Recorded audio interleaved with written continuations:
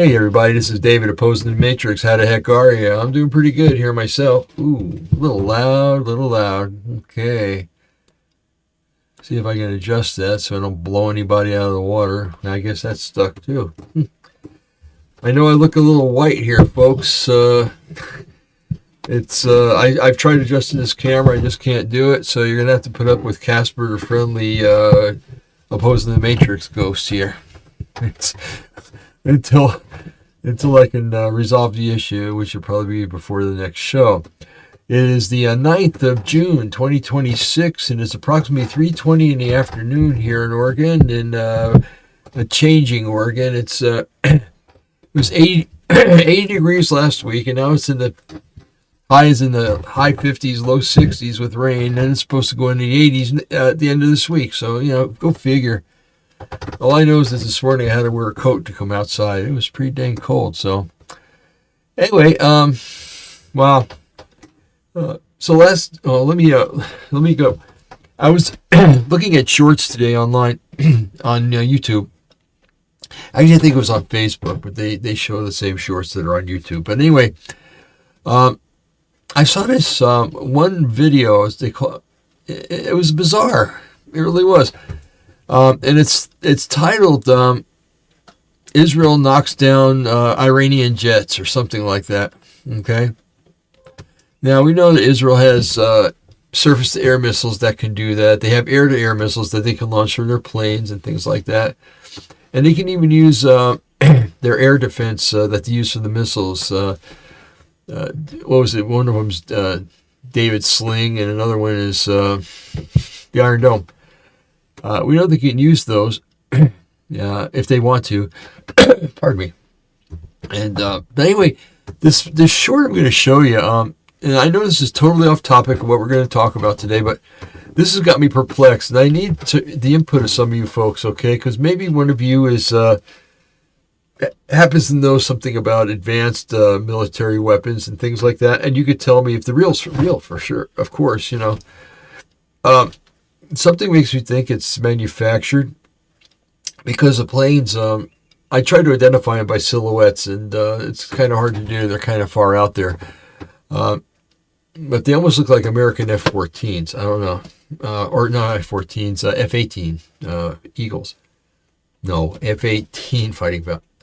Well, you know what I mean, F-18s. I don't know the name of them. I do, but I don't right now. So anyway, but this weapon, you're going to notice it almost looks like it's a pulse weapon or something, and that it sends out like an energy beam or something like that, because it looks like the planes fly out of for lack of better words, an aerial onion ring. Okay, and you'll see what I mean by that. But it's the strangest thing I've ever seen. So let's watch it, maybe a couple times, and or maybe even 3 or 4. And maybe we can ascertain what this thing is. If it's a new weapon the Israelis have, that's wonderful. Perhaps they'll share it with us, and we'll be able to use it to protect our shores, of course, but and also to protect the shores of places where we're visiting, or where we have presence, especially in the Middle East, like Dubai and Oman and Saudi Arabia, things like that are getting hammered by the Iranians, unfortunately. So anyway, let's look at this thing, and you decide. Let me know. Okay, here we go. Now I'm going to get rid of myself here for a minute. Okay, here we go. So.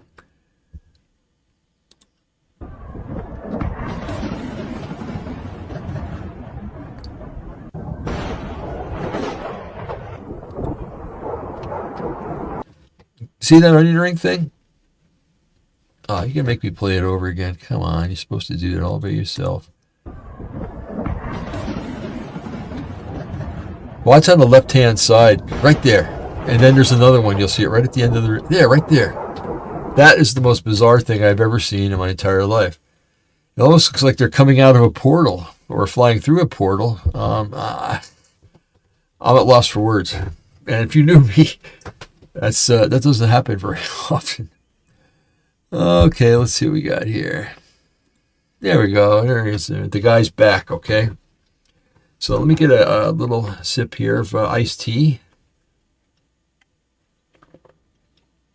It looks kind of like a fine ale, doesn't it?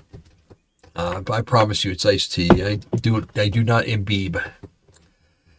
So, the last show we talked about, what was it, last Thursday, I guess, we talked about CRISPR and other ways that they're using to cut up genes and manipulate the genes and insert things into the genes and change the genetic makeup and everything else. This is going to be kind of a continuation of that. Yes and no. Okay. Some of the material we're going to look at today is brand new. Some of it will be kind of repeat of what we saw on Thursday, but or we heard, I should say. And so we'll go from there. But anyway, wow, what a day! What an period of time that we live in. Some of the things that we have, we possess in the way of weapons and things like that, and you can look at this thing as a weapon, this CRISPR thing, and it's kind of common knowledge that that's what the Chinese used way back when to make the thing, that supposed to keep us from getting sick, and if it can be used as a to convert something innocuous into a bioweapon, God help us, because there's a bunch of stuff it could do if it hasn't done it already. Who knows what they have waiting in vaults and stuff to introduce to us at a better time, or a worse time. Better for them, worse for us. Okay. So anyway, here we go. The title of today's show is Genomic Hacking and the Restoration of Antediluvian Beast System Interface. I think the title is more than it would take 2 days to explain the title. So hopefully I can do that within the text that I'm going to be looking at. Pardon me while I do one more thing. I just have to, because this is the way I am. I'm kind of a perfectionist that's locked into a world that doesn't allow for perfectionism, and I'll admit that I can't. I should have just left it alone here.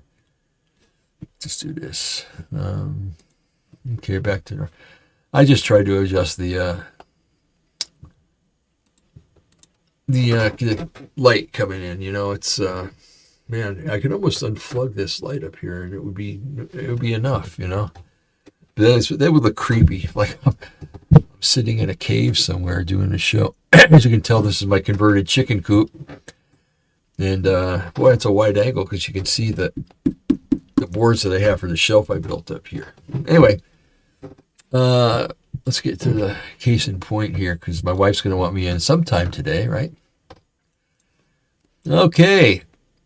So genomic hacking and restoration of the Antediluvian Beast System Interface.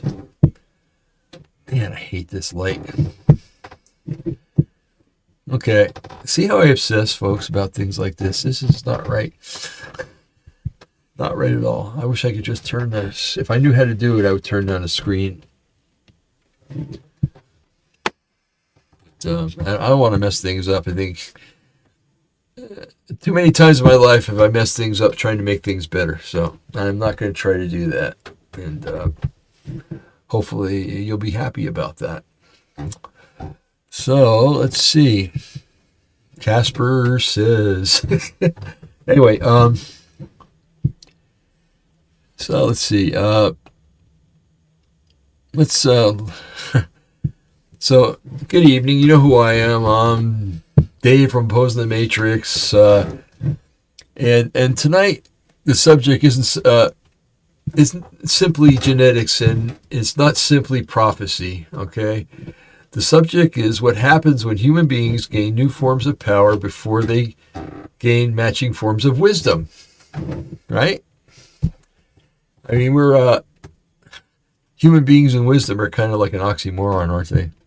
Many times, anyway, depending on who the human beings are. The subject is what just happens when. Okay, now the subject is. Oh, hold on a second. I don't want to read things over again. That tension sits at the center of every age of ambition. And it may be one of the defining tensions of ours, okay? Lord knows we have those, right? And we live in a time where laboratories can alter genetic sequences with a precision that would have sounded science fiction-like only a generation ago. You know? A generation ago, that would have been, when our parents were like in the 50s and 60s, okay? Yeah, my dad would have been 35 years old in 1965. So, anyway, and you know, back then, Star Trek was a fantastic thing.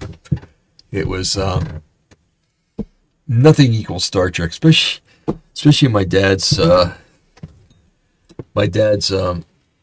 estimation, because he always dreamed of going into outer space and stuff like that. I know he did. He never really told me that per se.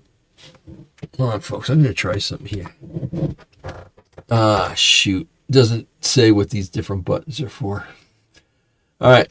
I promise you, the rest of the show, I will not mess with it, okay? You're just going to have to call me Casper. Oh, that's not bad right there. That's better, huh? What in the heck happened? I'm not going to argue.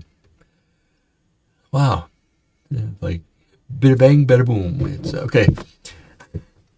So anyway, yeah, a generation ago, what we see it would be, today as reality would be seen as science fiction. Yeah, my dad took me to see 2001: A Space Odyssey when it came out. It was in 1968, I think, like that. Something like that. And what a fantastical movie that was. You know, we were in outer space. We had a space station that orbited the Earth. We had regular flights to that space station. The big thing was people could talk to people on Earth and see their faces. You know, it's like, whoa, this is kind of wow. This is the mind-blowing thing, you know. And at least for a little boy it was, and probably for my dad too, and others, you know. But it was amazing. But you know, and then we went to Jupiter, and all different kinds of weird things happened there. The computer rebelled. The computer, whose name was Dave, by the way, and actually no, Dave was one of the astronauts. The computer was HAL 9000. I recant what I just said before.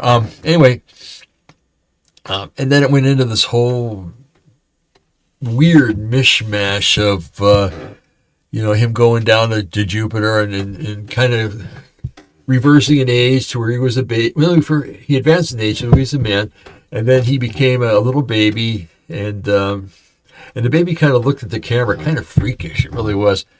And then so that kind of left you with the that's how they left it. And then a few years later, a movie came out, 2010. It was a sequel, and it was quite good actually, except it was full of New Age themes. But that's Hollywood, and that's this world anyway, right? New Age. Okay, so that reality has stirred hope in medicine, caution in ethics, and fear in the public imagination. It really has. A lot of people are afraid about what they see nowadays. Interesting too, the scripture says that men's hearts will fail them, for they see what's coming. And I promise you, what we see today is nothing. It's a walk in the park compared to what's coming. No, I can handle a lot. I can handle seeing a lot and everything else, but I don't know. It's I'm hoping we're gone, but I got a feeling we're going to be here for the first 3.5 years of that mess that is called the tribulation period. So for some, it sounds like healing. For others, it sounds like an overreach, and for many, it sounds like time is like a line is being approached or perhaps crossed. Right? I think it's been crossed actually. Talking about what's allowed and what's being done. So that's why this conversation matters. It's not enough to ask whether the technology exists. It's not enough to ask if it works. The larger question is what the arrival of such power does to a culture already struggling with pride, distrust, inequity, and the temptation to remake the world in its own image. Okay. For people of faith, me and hopefully you, That concern is familiar. Scripture repeatedly warns that the knowledge and righteousness are not the same thing. Oh boy, they're separated by a billion miles. That technical power and moral wisdom do not rise at the same pace, and that human beings are at their most dangerous when they begin to admire their own reach without asking whether they remain accountable to the Creator. Ooh, yeah. I think we crossed that line a long time ago, especially with science and technology. My goodness. Genesis 11, for instance, presents one of the clearest early pictures of this pattern. United humanity, a technological achievement, and a centralizing ambition, and a project driven by the desire to make a name for itself rather than obey God. Let us make a name for ourselves, is what they said. So tonight's purpose is not panic. Okay, don't panic. Always remember that when anything bad happens, there's always a way out, and it seems like anyway. And if you're a believer too, in Yeshua, it says, Scripture says that Yahweh will not let you be tempted beyond what you're able to bear. But if that should happen, He provides a way out. Okay, He's our insurance policy to bail us out when things aren't so good. Tonight, like I said, it's not the panic. The purpose is discernment. If we have discernment, we got this life licked, folks. We really do. Sure, we'll have to put up with a bunch of garbage, but having discernment, having the ability to know what's right and what's wrong, what to do, what not to do, is very important in the world these days. And a lot of people lack that. A lot of them do. That's why the Bible refers to people as sheep, because sheep are stupid. Okay, that's a fact. A sheep will fall into a ditch. I've seen videos of this. The sheep falls in a ditch. The guy gets the thing out. He puts it up on the road. The thing runs right back into the ditch. It's just a trait of sheep. They're not the smartest animals in the world. And yes, I know that Yeshua and Scripture refer to us as that because sheep need a shepherd, and Yeshua is the great shepherd. Okay, and thank God we have him, because if we didn't, we'd all be in a ditch. Really. All right. The purpose is not to ask whether modern biotechnology should be discussed as a prophecy fulfilled, as ordinary science, or as something more difficult, a morally serious frontier that reveals only human temptation in new forms. Okay. So let's a little background of science here before bringing theology and symbolism into the room. Open up the door, bring it in. Okay. The science into the room. The science itself needs a plain language explanation. Gene editing refers to methods that let researchers take targeted chances or changes to DNA, the molecule that carries biological instructions in living cells. CRISPR, which is the technology we talked about last time we met, is one of the best known tools used for that purpose, and it's been widely described as a way to cut and alter very specific sections of DNA rather than to rewrite an entire organism all at once. If you've been using a computer at all for any length of time, you know what cut and paste is, right? Well, that's what it is. It's actually the method of cutting a piece of the DNA out and either leaving it blank or putting something else in there. And, the last 6 or 7 years we've watched as the fruit of some of this research has kind of devastated the world. Okay. So that distinction matters for radio. Listeners often hear the word editing, and you and me, we imagine total authorship, as if scientists were composing a life from scratch. You ever watch Frankenstein when you were young? That movie scared the bejeebers out of me, I'm telling you. But as I got older, I kind of liked it, actually. It's very fantastical, but anyway. Imagine authorship as if scientists were composing life from scratch. In most real-world contexts, the work is narrower and more technical. it is closer to altering particular sequences for research or treatment purposes rather than redesigning the entirety of what a human being is. Okay? You can, but you know what? If you can mess with something a little bit, and it can affect the whole organism. Okay? Me and your organisms, by the way. God made organisms that were organisms. It's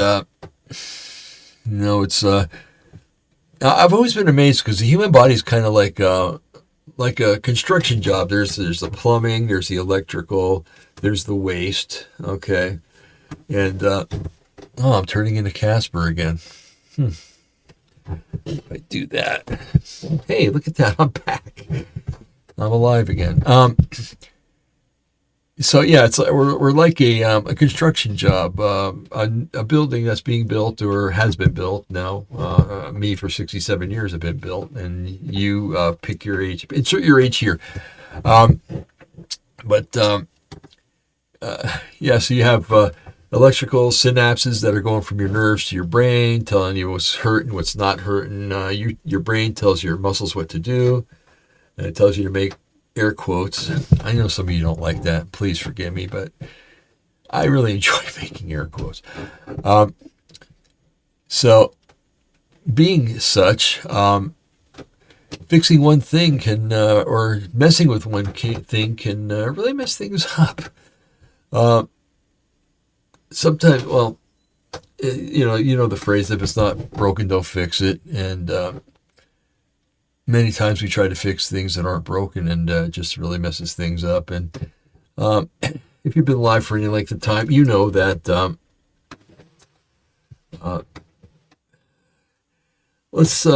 you get a splinter, okay?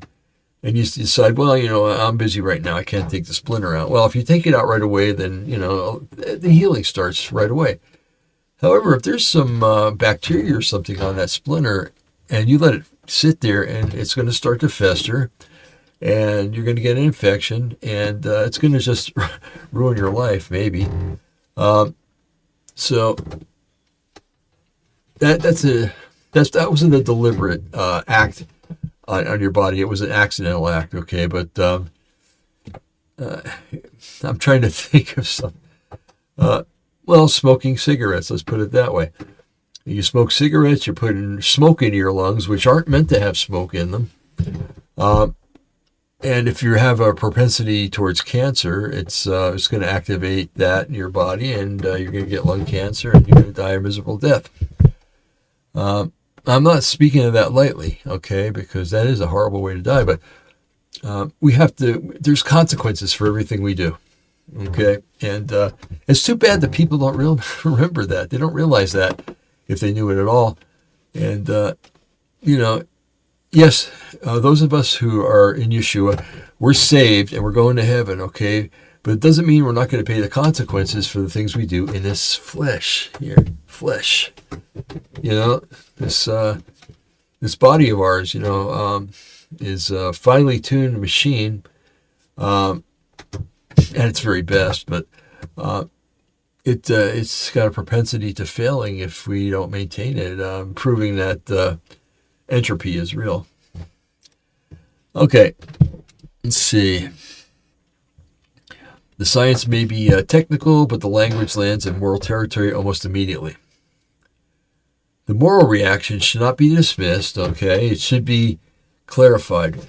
Gene editing can potentially support research into inherited disease, targeted therapies, but it also raises serious concerns about safety, unintended effects, unequal access, and the possibility of crossing from treatment to enhancement. Those are bioethical concerns, not supernatural ones, and they are substantial enough on their own.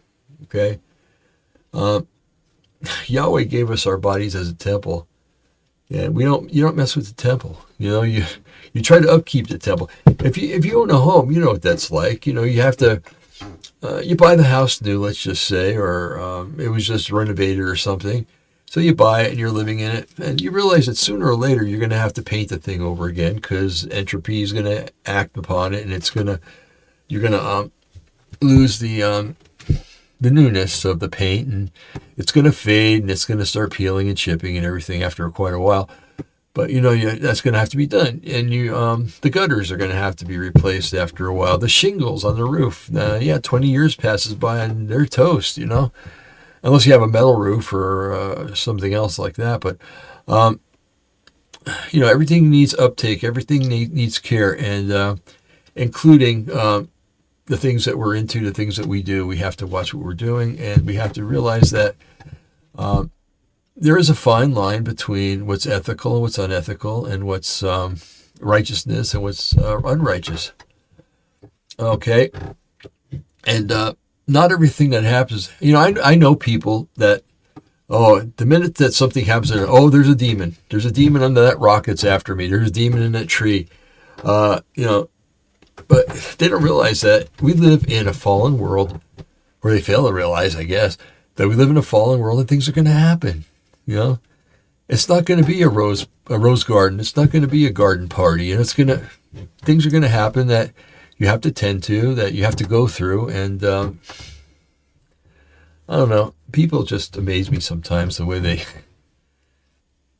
there's some people that actually believe that everything that happens is because the devil's after them, or yes, the devil doesn't like us. There are times that he's after us. My goodness, look at my health. And I attribute it to doing this show. He don't like what I do. He really doesn't. And he would rather I didn't do it. But I made a commitment to Yahweh a long time ago, 20, 30 years ago, that I was going to do something effective for the kingdom of God. And this is what I do. And my doctor marvels at my health problems. He really does. He says, I don't understand how you have all these things going on. And I think it blows him away, because I go in there and I'm like, oh yeah, well, whatever, I don't, it sucks, but what am I going to do about it? And he's, how clinicians are. They're like, they want to fix everything, and that's cool. I'm glad he does, but some things are not fixable. Some things are, and you just gotta have faith that Yahweh put you on this earth for a reason, and he's going to keep you on this earth until he doesn't need you on this earth anymore, and he's going to call you home, which is even better, right? Okay. Let's see. Where was I? Okay. A useful on-air comparison is this: changing a specific line in a vast document. You ever do that? You those of us that went to college, we you had to type in, you had to make large stories, large documents, and then you had to use APA to make sure that it was presented correctly. For some papers, other papers, for scientific papers, use a different format. But so you had to follow APA, and then you had a citation, which is a real pain in the rear end. But those of us that learned, we learned that as we wrote something down, we wrote down, where we got it and everything else, so that when we had to make our citation page, it was there.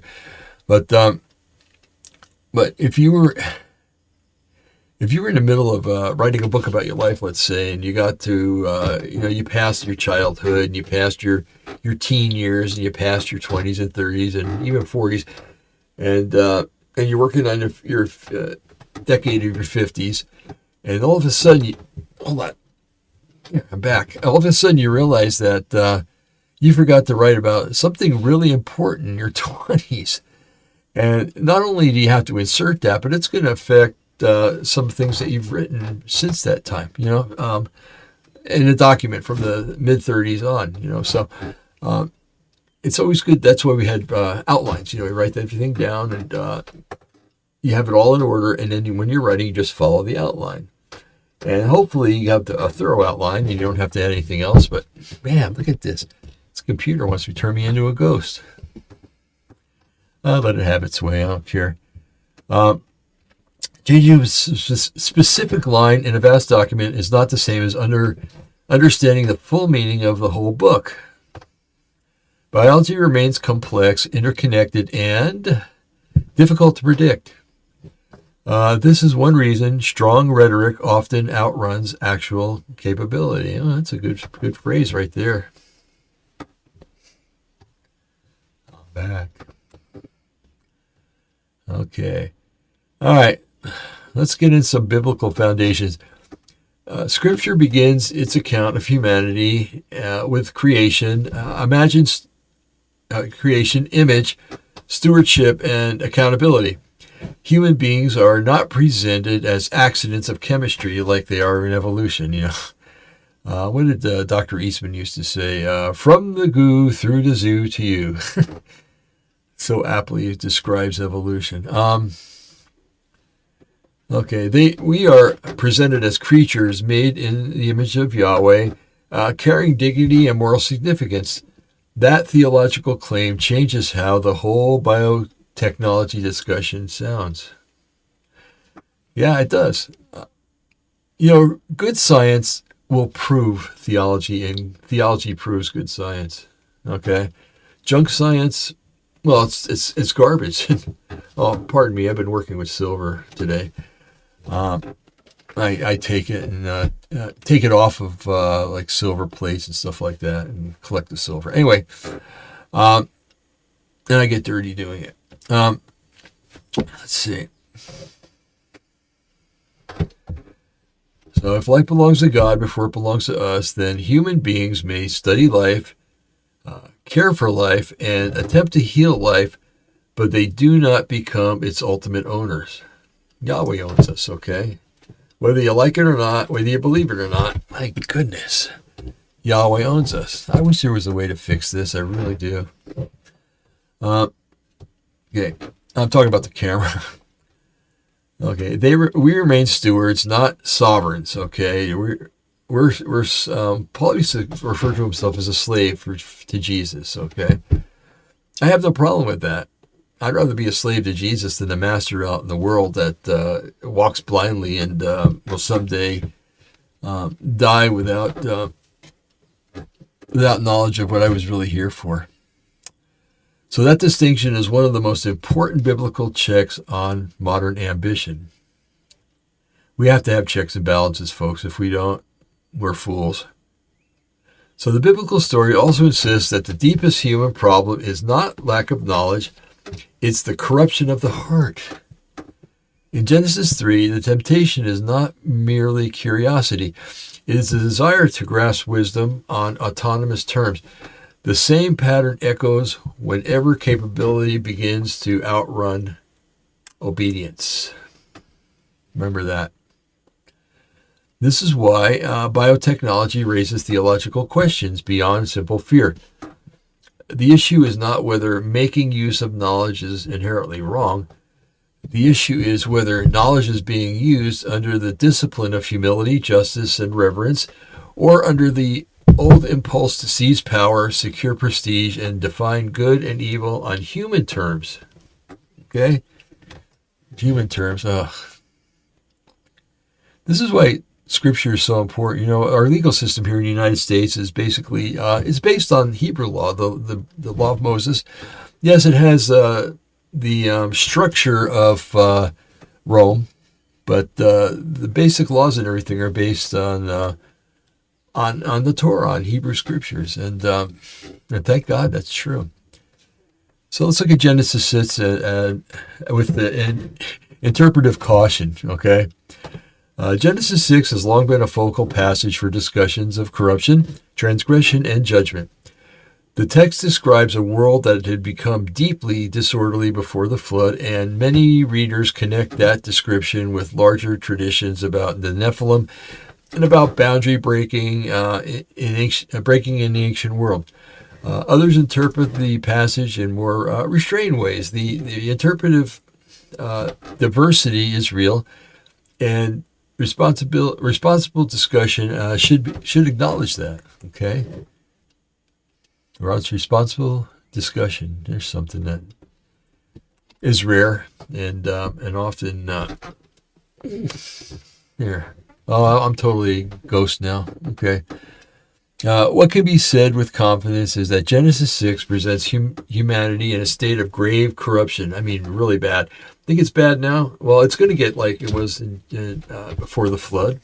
Yeshua said that at his return, the world is going to be just like in the days of Noah. We really don't have an idea what that was like, but we can get some idea. Just take everything that's happening now and make it 100% worse. Okay. Um, let's see. Presents a humanity in state of grave corruption. The language of violence and moral disorder frames the flood account as divine judgment upon a world that had gone wrong at the foundational level. That broad theme resonates strongly with modern audiences who feel that technological power can magnify human rebellion. Yes, it can. It just takes what you have and it makes it more. It can make it more easy to do. It could make it. You could turn it into a weapon. Technology if you want to. Whereas the biblical model, it's peace and joy and loving one another, things like that. And there's a whole list of things in Scripture says that against these there is no law. At the same time, care is needed. Genesis 6 should not be treated as a shortcut around evidence. It can shape moral imagination, but it should not be used to prove claims about current laboratories that have not been demonstrated. Its strongest contribution is thematic, warning that when human society departs from God, corruption can spread beyond isolated acts into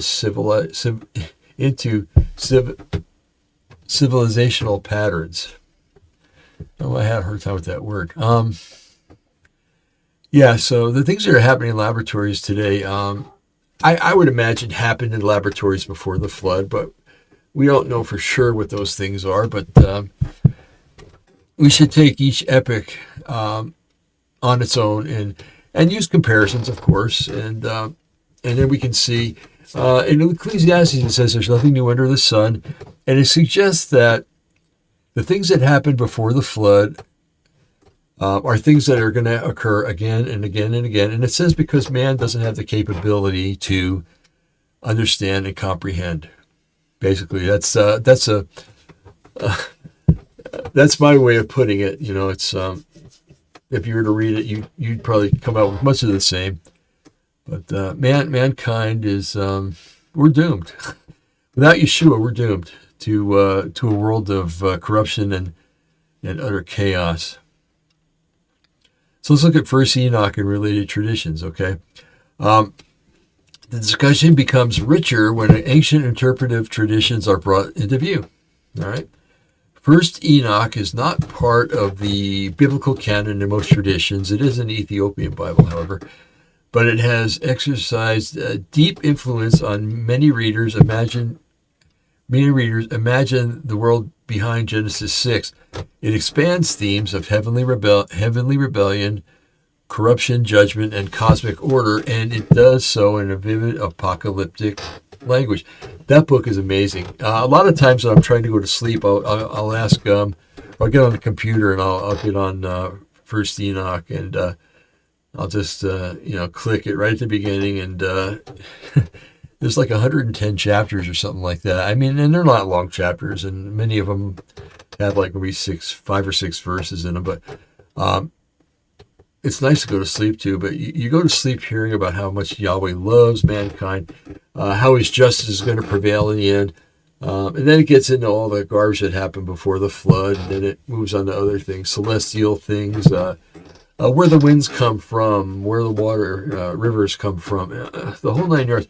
Fantastic book, really is. And it really helps to fill in a lot of the gaps that Scripture leaves. I hate to say that because Scripture is so wonderful and everything, but it does leave you thinking about a lot of things. Well, First Enoch answers those things. Okay. Let's see. This matters because apocalyptic literature does not speak the same way as scientific report. It uses imagery, symbolic contrasts, heavenly scenes, and moral drama to portray realities that are theological and civilizational rather than laboratory specific. Although, like I said, Enoch, some of the things that are in there is like he's a scientist being shown how everything works. It's amazing. For radio, that distinction is essential. The power of the imagery is real, even when the imagery is not meant to function as technical explanation. I love Scripture. I love that fact that it explains everything to us. There's a remedy for every cure, a remedy and a cure for every malady here on earth. There really is. All you got to do is look hard for it, and you find it. Okay. I hate when this window pops up on me without my permission. Okay, here goes. There is one caveat to this notion, however. That notion is the book of First Enoch that describes many things from what can be seen as scientific evidence, or should I say descriptions of a scientific nature. It describes the courses of the planets, the weather patterns, and many other things that science has an ology for. Anytime you see ology, if you don't know this, well, if you know, you know. If you don't, like biology is a study of life. Geology is a study of the earth, the elements and stuff like that. Geography, that's geography. Zoology is a study of animals. There's so many ologies, it's hard. I can't sit here and name all of them, but it's amazing. I loved science when I was in high school. I took every science I could find. And it's too bad that you couldn't just, in high school you have to take your maths, you have to take your English classes, you have to take science, you have to take PE, physical education, and many other things, but the sciences I was always attracted to. I just got that kind of brain, I've got to know how things work. Ask my wife. If I buy something and it goes faulty, I'm pulling it apart to see what made it work, and to get some metals and stuff out of it, of course. A careful host can therefore discuss First Enoch as part of the history of interpretation without confusing literary influence with scientific evidence. Yeah, I know, but still they mesh. That allows the audience to understand why certain themes, corruption of flesh, heavenly transgressions, forbidden knowledge, and judgment, retain such a force in modern rhetoric. Okay, let's look at, for instance, the whole Babel account, okay? The Babel account in Genesis 11 is one of the most concerted biblical studies in collective human ambition. The text describes a time when humanity had one language and a common speech, and they settled in Shinar and organized itself as a city and a tower built with advanced materials for the purpose, namely baked brick and bitumen, which is tar. Man, that thing must have stank. I like the smell of tar, but a lot of people don't. The project was not presented merely as an engineering challenge. It was paired with a clear motive. Let us make a name for ourselves and avoid being scattered over the earth. See, they knew they were going to get scattered. Okay? And they must have had some inkling, maybe that their languages were going to change. Maybe they did. Maybe Yahweh just snuck that one in there. And that motive is central. Babel is not just a story about height. It's a story about unity directed towards self-exaltation. The problem is not architecture as such. The problem is concentrated human pride, collective resistance to divine ordering, and the desire to establish identity and security on autonomous terms. Right at the beginning, right if they got off the ark, Yahweh said, go fill the earth. I know it says replenish, but if you look in the old dictionaries, replenish means filled. It doesn't mean anything else. A lot of people say that, it means to be refilled. No, it means filled. And the same way with when Yahweh gave the charge to Adam and Eve. Be fruitful, multiply, and fill the earth. A lot of people, there must have been people before then, because if they had to fill, it means to refill. No, it doesn't mean to refill. It means to fill. Okay. I always get off on that. Sorry. And that commandment was given to Noah, and I'm sure people remembered it, but they were stubborn and did not want to leave each other. They wanted to just remain with each other and with that one language that they spoke. I'd love to know what language that was, wouldn't you? The language that they spoke, and they were ignoring God's command to fill the earth. They just wanted to all live in Shinar, and around that area, of course.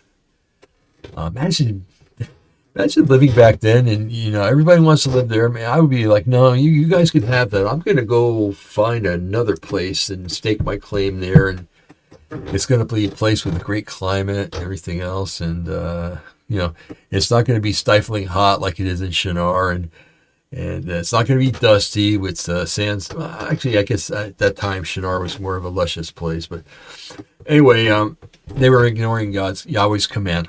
Okay.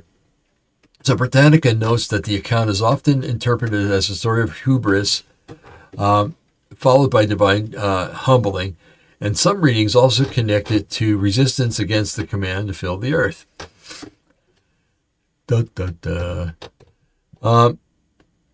You also have to. Jim Wilhelmsen, the late Jim Wilhelmsen, always questioned this because he said it's often said that. That the tower, the idea of the tower reaching into heaven, was actually that. It was see how high it can get, but it's quite well known now that it was a worship thing. It was worshiping the enemy and not Yahweh, and it was an attempt for man to break into heaven to make war with Yahweh, which is stupid when you think about it. The guy that created, or the being, or the God that created all the universe, all the stars, all the planets, put them in their courses and kept them in their courses, and everything else, you're going to go to heaven and make war with him, right? That's a satanic idea, by the way. That's found in the 5 I wills of Lucifer or Satan in, I can't remember what book that's in. I think it's in Isaiah. Let's see. For a long... let's unfold this, the Babel account into layers, okay? So layer 1, the technological layer. The people of Babel do not build stone. They deliberately made bricks and used tar for mortar, which highlights innovation, organization, and practical skill and technology. In other words, Babel is not a myth against technology itself. It acknowledges human ingenuity. The danger arises when ingenuity serves rebellion. Isn't that the truth? God, it's all over here in our modern world. They're looking for life in outer space when there is none. But they're going to look and they're going to try to find some. The Mars rover is supposed to be on Mars, but if you look at northern Canada, there's a whole thing up there, and you can actually look at the rover if you got Google Earth. And the environment there, the scenery is just like they show on Mars, except that all they did was they shot it with a red filter. I could do that real easy. I think some of us, if we really put our heads together, we could make a deception that would just fool everybody. We don't do that though because we're believers and we love Yeshua. But it would be so easy to fool people. But again, why do it? Why lay that sin and guilt on our charge? Okay, let's see. The concern is that the innovation can become instrument of collective pride. A host can pause. Hold on a second. Let's see here. Hold on a sec, folks, please. When does a tool remain a tool, and when does it become part of a larger effort to secure control, prestige, and self-definition apart from God? Ooh. Don't we see that today? Technology working against Yahweh and for the New World Order, for the beast system that's coming. It's all over the place. You can see it all over the place. It's like I said with the whole outer space thing. And why go to the moon? Big deal, the moon. Hold on, folks. Okay. Everything that's going on nowadays, it's crap. How's that sound? Pure, unadulterated dreck. because they try to get you involved in it. They try to get your eyes off of Yahweh, and marvel and even praise their technology. Like going to the moon, exploration of outer space, exploration of the deep sea, inner space, I guess you'd call that, and also the elements that create everything. Breaking down the atom, the CERN reactor, what it does, and that's not a good thing, folks. That thing has made a portal that's brought things into this world that we don't want here. They won't tell you that, but that's the truth. And I guess that I'm living up to this document here because I'm telling you stuff without proof. But I've done shows on it. Go back and look at it. Let's see. So layer number 2 is the political layer. Okay, Babel is also a story about centralization. The people want a city, a tower, a shared name, and a common project rather than dispersion across the earth. That means the narrative is not only about pride and about pride in the abstract. It is about a collective organization around a single civilizational ambition. It's so true. So that matters because modern fear around technology often involves centralization as much as innovation. Listeners worry not only about what can be done, listeners meaning, listeners to this show, but about who controls it, who benefits, and how concentrated power changes the moral meaning of the tool. In that sense, Babel becomes a powerful lens for discussing the union of technique, prestige, and institutional power. It glorifies man. How's that sound? That's the whole thing. It glorifies man and pulls away from the glory that should be given to Yahweh. Okay, layer 3, the technological layer. Genesis 11 records the Lord saying that if one people sharing one language begin this project, nothing they plan to do will be impossible for them. That's quite a statement for Yahweh to make, isn't it? That whatever man wills himself to do and others gather to help him or her or it, they can accomplish anything if they really put their mind to it. And so for Yahweh, the Creator, to say that is really marvelous. It's or not marvelous. It's I marvel at it because it shows that His creation Adam wasn't created a dumb idiot that had to be taught everything. He was created a smart man, a very smart man. He probably had a lot of technological ideas. He probably had farming, born with a farmer's intuition, because he had to tend to a garden, right? The garden didn't just grow by itself. He had to tend to it, as did Eve.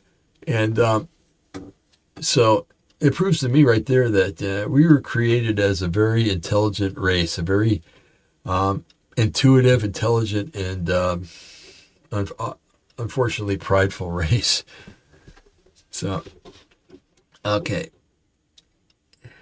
Okay, that line is often misunderstood. It does not mean every unified human project is evil. Okay. It means that human coordination can multiply the scale of ambition, making rebellion more socially potent. Simply put, and very astutely put. The judgment is the narrative. The judgment in the narrative is therefore not arbitrary. The confusion of language interrupts the project that has aligned the technical capability or capacity with self-glorification and resistance to divine purpose. You shall be like gods. The promise to Eve. And that has followed us for the last few thousand years. Thankfully, Yahweh's coming back soon. Yeshua's coming back, and He's going to take over, and we don't have to worry about this garbage anymore. The scattering that follows is both judgment and limitation. It restrains and the concentration of power. So the fourth layer, the symbolic layer, Babel has continued to resonate because it names recurring patterns of civilization. Whenever people gather technological power, cultural prestige, and centralized authority into a project of into a project of self-exaltation. Readers hear echoes of Babel. That is why the account. Sorry, folks, my eyes are getting a little weird. So the account often appears in modern discussions of advanced technology, empire, surveillance, and total systems. That was a very interesting time. I'm going to inject something here. A lot happened when this all happened, okay? Not only were languages mixed and people were scattered, about the same time there was a character that was an ancestor of Yeshua, actually. His name was Peleg. And Peleg in Hebrew means to divide or to channel by water, okay? Now, my theory here is that at that time, basically the landmass of the whole earth was together. They called it Pangea or something, the scientists do, or the New Agers or whatever. I think it did exist. And to ensure that when the people got to where they're going to be, a few things happened. Again, Peleg means channeled by water, so I do believe that's when the continents were formed. Okay, it would tectonically it would have been a nightmare. although one continent breaking up, I don't know if it would be as much of a nightmare as happening on a single continent and then spreading around the whole world. But anyway, so the continents were formed. Now, of course, things are going to move around, right? Africa is going to move away from what would later become Europe and Southwest Asia. The United States would separate and go west. United States, I mean North America. South America would separate and go south and west, and the whole nine yards. Now, like I said, tectonically, this is going to cause a lot of problems. And in the final feast of the resistance, so to speak, is these, like, okay, let's take India, for example. India, I believe, moved tectonically, and it crashed into what now is Asia. And when it did, that formed the Himalayas. Okay, very easy. Or the Himalayas were formed during the flood. But I think the first scenario that I said is the truth. And the same with the Sierras in California, the Appalachians in eastern United States, the Andes in South America, the Caucasus. You notice that they're all in areas that where tectonic plates would have joined one another. It's truly a marvel. It really is. Yahweh's done a lot on this earth, and he's not done yet. So the symbolic power can help the audience think deeply, but it must be handled carefully. It is one thing to say that modern development resembles Babel in spirit. It's another to say that the text directly predicts specific laboratory processes. The first is interpretation, the second is overreach. So let's go to the fifth layer, the rhetorical layer. Rhetoric. God, I love rhetoric. Babel also explains why emerging technologies are so often narrated by prophetic language. The account gives listeners a ready-made framework, technological innovation, unified ambition, prestige, the resistance to limits, and a divine interruption. When a new technology feels too big, too fast, or too centralized, Babel becomes an inevitable script in the religious imagination. It all goes back to Babel. It's I've seen it a million times. It's because a lot of times these technologies exist as technologies, of course, but also to take the eyes off of the UFO phenomenon. Let's take that for example. I believe, and I think fact shows that that these things are probably vessels that are used by fallen angels to go from one dimension to another. They enter into our dimension and they crash sometimes, of course. But so people are enamored with UFOs, even today. UFOs, or what do you call them now? ADFs. I don't know. There'll always be UFOs to me. So they're enamored by that. And then you throw in the beings that are on there, how they're abducting people. Oh, people are, first they were scared about that. Now everybody's enamored by it. Although it's a horrible process and it's satanic and it's very definition. And then, you got people that are researching it, like David Jacobs, the abduction phenomena, and realizing that these entities, these fallen angels, are actually building a race of people but beings that will be similar to people, but will basically be bodysuits for demons, So, and then people are enamored by that. And so what once was a fear, over time has become a liking, for lack of better words. A quest sometimes for some people. Okay. Let's see here. Okay. A good host or, radio guy can use that framework honestly by asking questions rather than enforcing answers. Does this new frontier encourage humility or pride? Pride, of course. Does it serve healing or self-exaltation? Both.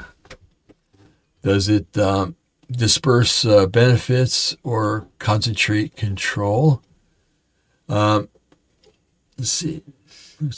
Does it disperse benefit or concentrate control? Well, it uses the first one to do the second one. It uses the benefits to gain power and then to concentrate control. Does it invite gratitude or does it tempt humanity to make a name for itself? Almost always the second. So let's say that with Babel, let's stay with Babel for a while because the story does more than describe an ancient tower. It describes a human pattern. The people are united. They are inventive. They have materials, methods, and a shared mission. They are not passive. They are organized, and then the motive is revealed. Let's make a name for ourselves. That is where the story turns. The crisis is not brick. The crisis is pride. The danger is not skill. The danger is ambition. Detached from obedience, and then what makes Babel such a living text in every age and that is what makes Babel such a living text in every age of technological confidence. Okay, when listeners hear about systems large enough to reshape society, they often feel Babel before they can explain it. They sense concentration. They sense prestige. They sense the possibility that human beings were building not merely to serve, but to secure themselves against dependence on God. And so much more. That does not prove every fear is correct, but it explains why the story keeps returning. Babel is the Bible's compact warning that collective intelligence can become collective rebellion when the desire is to make a name that outruns the desire to obey God. So let's ask some questions, okay? Why don't we? So what does it mean to make a name for ourselves in technological age? Well, I believe that it makes to become something more than Homo sapiens, to become godlike, okay? That is the goal. That's what Yuval Harari and all the New Agers are talking about. To actually shed, even Yuval Harari says to shed the knowledge of God, or to change it to exaltation of mankind. He talks about creating Homo Deus, God-man, and Homo erectus, which I always forget what it means, but it's the next step in the evolution. There's Homo sapiens sapiens, which we are now. Then there's Homo erectus, then there's Homo Deus. And after that, what is there? Homo spiritus or something like that. Let's see. Is the deepest danger in a tool or in the civilization using a tool? Well, Like all things, mankind is skilled at taking what is good and weaponizing it. It will be useful in eugenics, to create the perfect human body, which time normal Homo sapiens will be discarded or as worthless, and probably discarded in a Holocaust or killed off. Well, that's going to be their ambition anyway. I don't see that it's going to happen quite like that, but that's what they would like to do. Why does civilization intensify moral concern? Centralization, I hate this centralization. It's a terrible word. It's the crux of communism. Okay? Everything is centralized in the government. People, things, the whole 9 yards. You don't own anything. The government owns everything. Except unless you're part of the elite, and then you're part of the government, you own everything. So centralization itself causes all to fall under a classification upon which they are expected to mold into.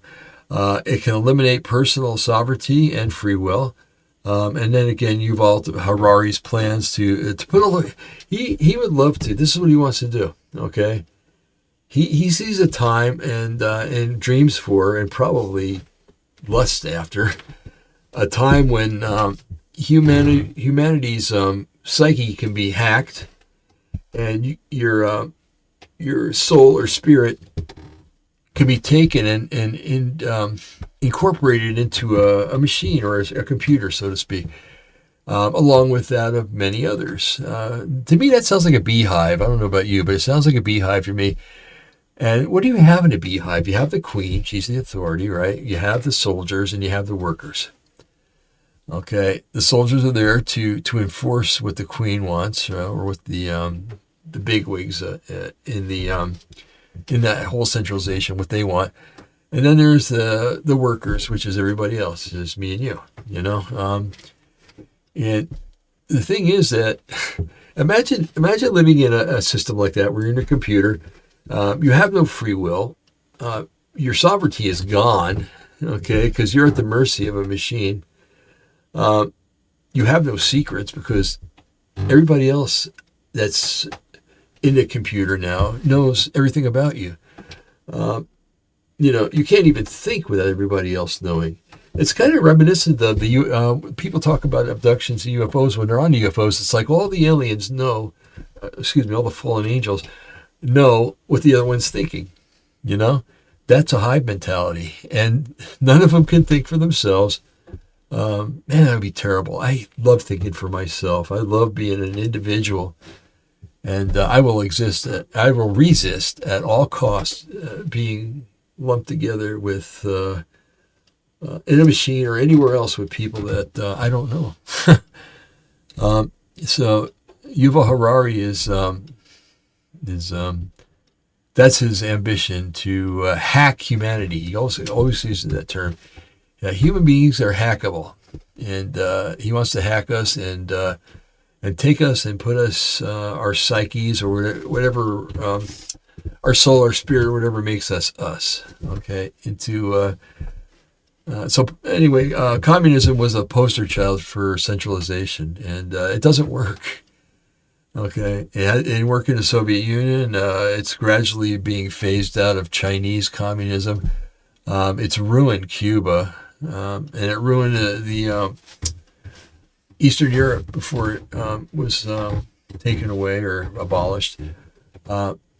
Wherever it goes, communism destroys. It's like Satan. It seeks out to destroy.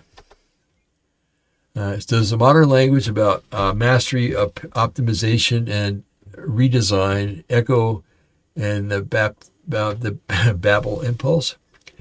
The populace under Nimrod, because Nimrod was the one that was in charge of all this. Okay, you've read about him. He shot an arrow into the air, basically to try to mimic killing God. And he was the one that led this rebellion to want to enter into heaven and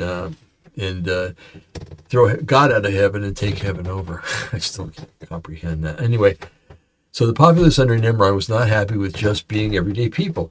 They believed the old lie from the garden that said that they could become as gods, as Yahweh. In the long run, they wanted to transform Earth by becoming masters of divine will to optimize mankind into something more than what Yahweh created or desired. His culture is resistance to limits, always framed as progress in modern culture. Humanity basically is obsessed with wanting to become bigger and better. There seems like there's never satisfaction with the status quo. It's always a push to become bigger and better, and that's not a bad thing. We're always supposed to improve ourselves and to seek to be more productive and things like that. Frankly, the question is better answered by attaching it to people groups. For example, scientists are always looking for examples, the building blocks of life, let's say. Looking at such a thing has led to the use of CERN, where they have reached limitations, hopefully anyway, but they feel that they have to proceed further experiments. And all indications are that they've opened up portals to other dimensions and that entities have crossed over into our reality. Okay? If you want to hear the song, you got to pay the piper. If you want to investigate into things that probably should not be investigated, and you're going to answer to somebody, and I don't want to even imagine what's come through those portals. Anyway. Can a society celebrate innovation while still honoring creativity, creaturely boundaries? For lack of better terms, it is as though there's some sort of like a Cold War occurring because the question that is posed here, as is usually the case, there are three groups here.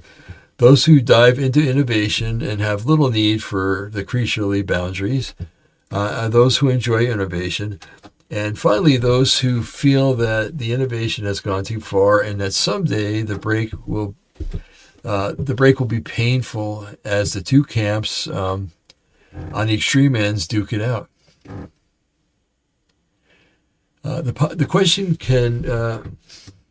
These questions can be read slowly anyway.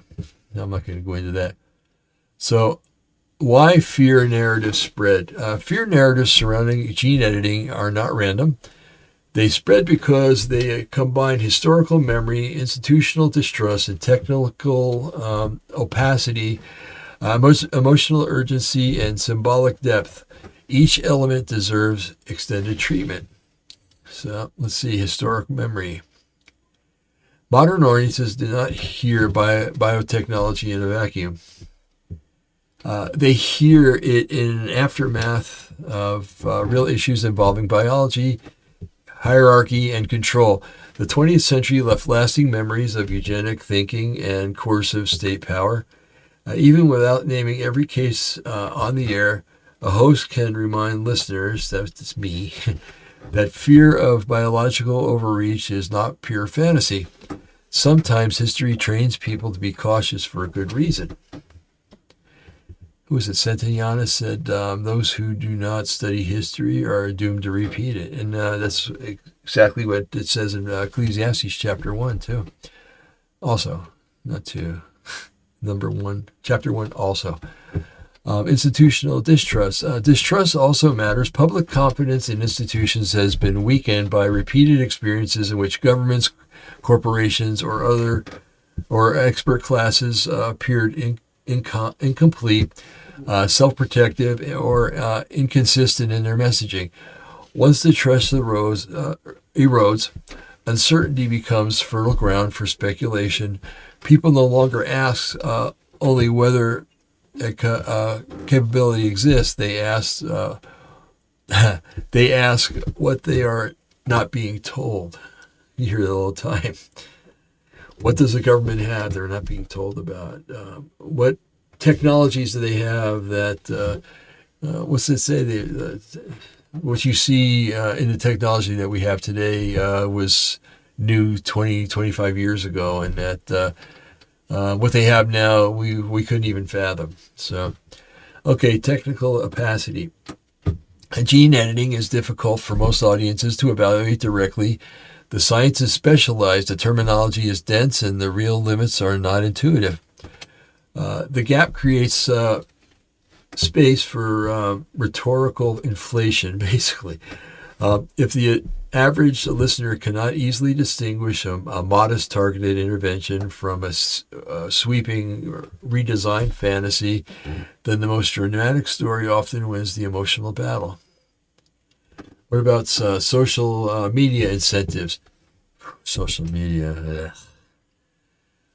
Social media further intensifies the problem because it rewards striking claims more than patient explanation. Extreme language spreads faster than nuanced language. Clip warning of corruption, hidden agendas, or end-time significance will generally travel farther than a careful description of therapeutic research and regulatory debate. Religious symbolism. Some argue that fear narratives gain extra power when they are framed through inherited religious symbols. They say that terms like corruption, rebellion, beast system, the last days, the forbidden knowledge compress large moral anxieties into familiar shorthand. In a way, this could be true, but only if such things are presented without hope, faith, peace, and joy. Okay? That's what Scripture is about. Yes, there's a problem. There is hope. It can be fixed. So be happy. Let's see. This is a tool that naysayers use in their attempt to discredit the Bible and true faith in Yahweh through Yeshua. For example, if a car has stalled on the railroad tracks at the crossing, and the train is barreling toward the car, and you have an observer, right? The observer could yell out and say that the train is going to hit the car and that the occupants are going to die. Hey, the train's going to hit you and you're all going to die, right? Which is true. If the train hits them, probably will. However, if the observer yells out something like, the train is coming fast and the occupants must get out of the car, get out now, or even if he intervenes in another manner, then the people will be saved, right? There's two ways to do that. Hopefully, if I'm ever stuck on the tracks, the person will pick the second one. Okay. So why do these fears spread so fast? Because they meet the public at an intersection of memory and meaning. People remember abuses of power, and they've been many. They distrust centralized institutions. They do not always understand the technical details. And the social media rewards whatever interpretation is most dramatic, most urgent, and most absolute. Let's see. At that point, a language shifts. A medical tool becomes a symbol. A research frontier becomes a sign of corruption. A technical question becomes a civilizational warning. And once that happens, the conversation is no longer only about facts. It is about identity, trust, and moral imagination. So why does a word like editing sound more total than science usually is? Okay, editing carries the notion that all research is finished and that the procedure has a clean bill of health, so to speak.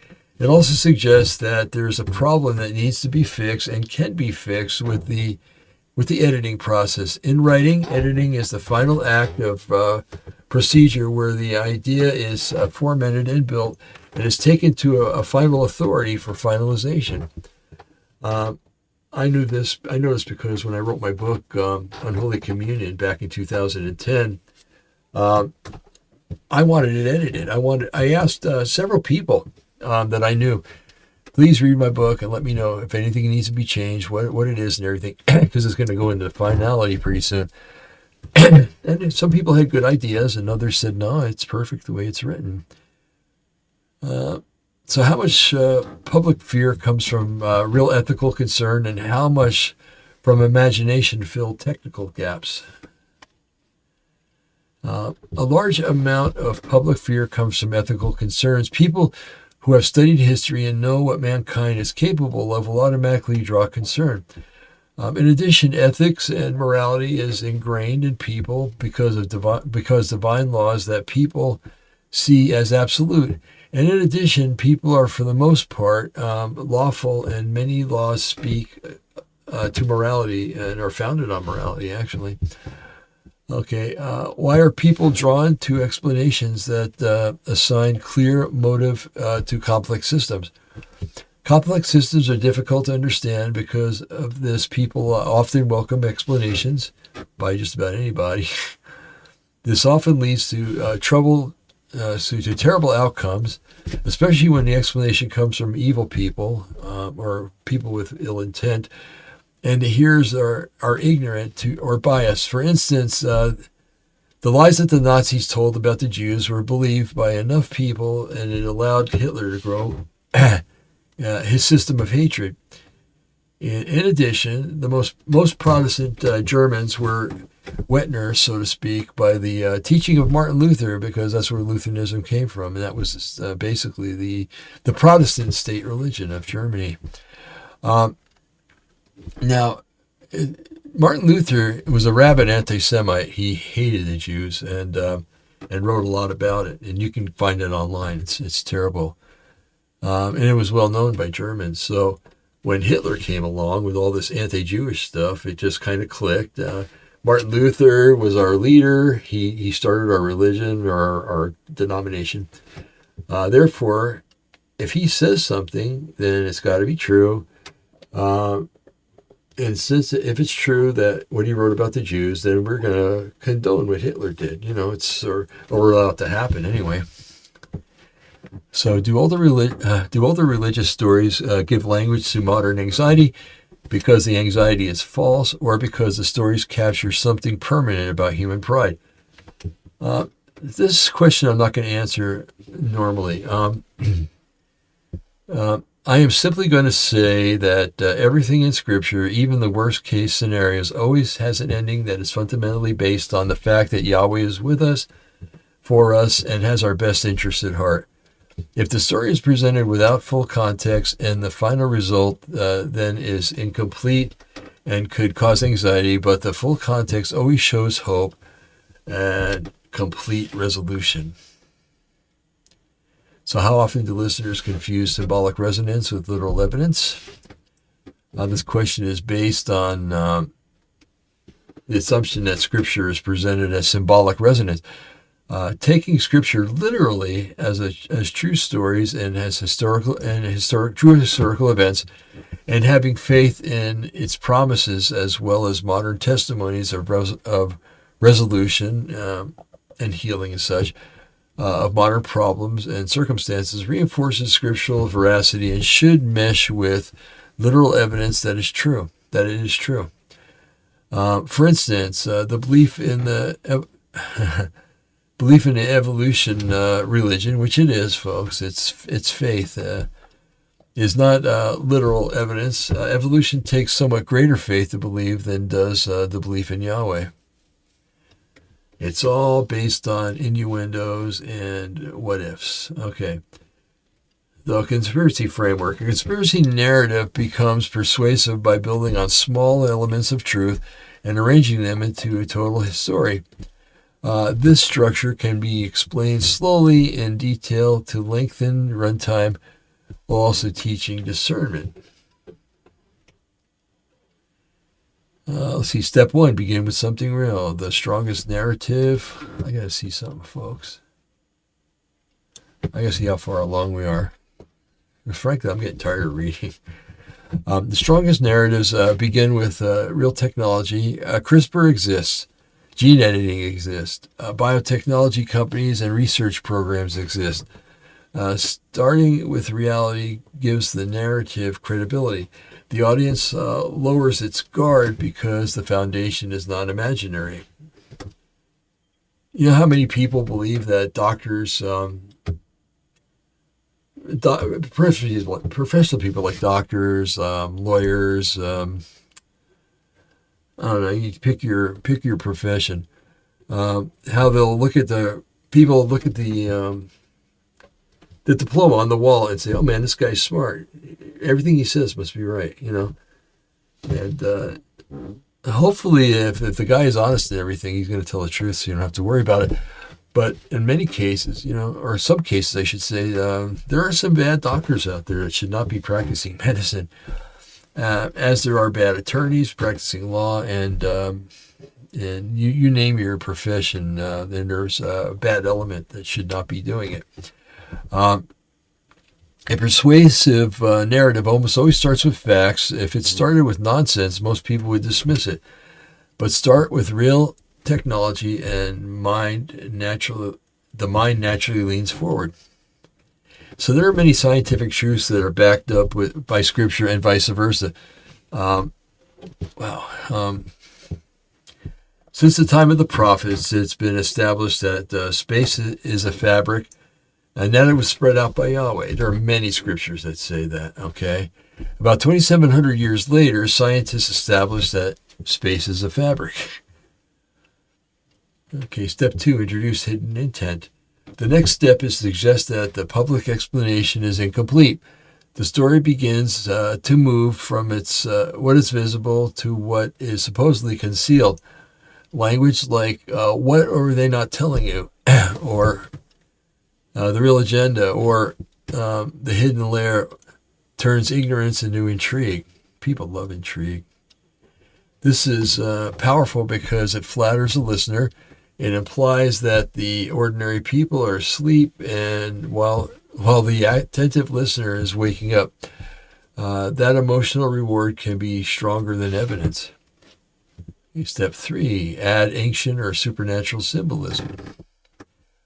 Once hidden intent is introduced, symbolic material can be layered in. Genesis 6, Babel, the Nephilim tradition, apocalyptic languages, or images of corrupted flesh and forbidden knowledge are added to enlarge the narrative. The effect is to move from current event to cosmic pattern. Now the story starts, and that story stops about being about a lab and starts being about the oldest rebellion. This is when the rhetoric gains its deepest power because it no longer sounds local, it sounds ancient. People are obsessed with ancient. Step 4, connect scattered facts. The narrative then links otherwise unrelated items, a scientific paper, a funding announcement, a patent, a quote, an institutional partnership, a Bible symbol, or a public fear, and a public fear.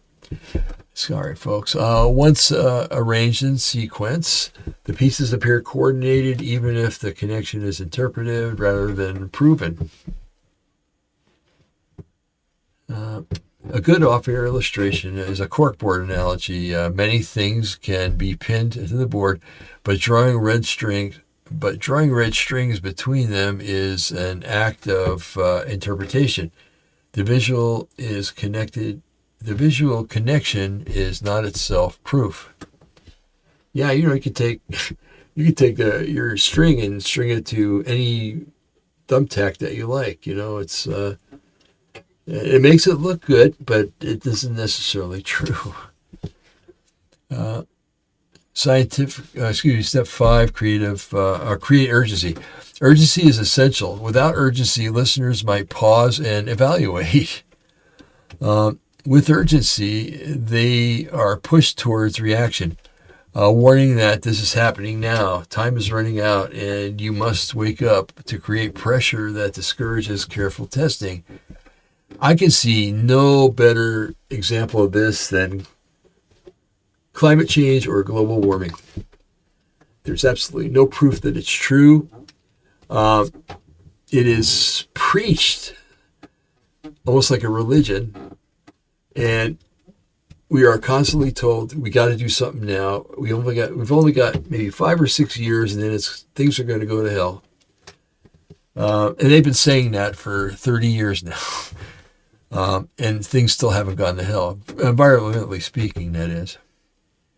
Step 6, seal the narrative. Finally, the story becomes self-protective. Contradiction is absorbed as confirmed of the cover-up. Skepticism is treated as blindness. Lack of evidence becomes evidence of concealment, and at that point, the narrative is difficult to falsify because every objection can be reframed as support. The matter, especially in radio, because spoken narrative thrives on momentum, mystery, escalation, and resolution. A conspiracy framework supplies all four. It gives the host a sequence, gives the audience a role, and it gives the entire topic dramatic shape. This is why responsible broadcasters must work especially hard to separate compelling structure from warranted conclusion. I did that before the show. Remember with that video of the planes being shot down? I was like, yeah, it's kind of iffy because the planes really don't look like they're Iranian, and I invited you to research it with me and to come to a conclusion. Maybe all of us will come to a conclusion that, it's either real or it's manufactured or whatever. Okay. Let's see. I'm trying to hear. Okay. No, we're not going to ask more questions. I wanted to skip down to a section where, let's see.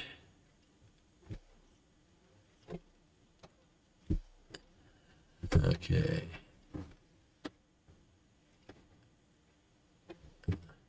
Okay.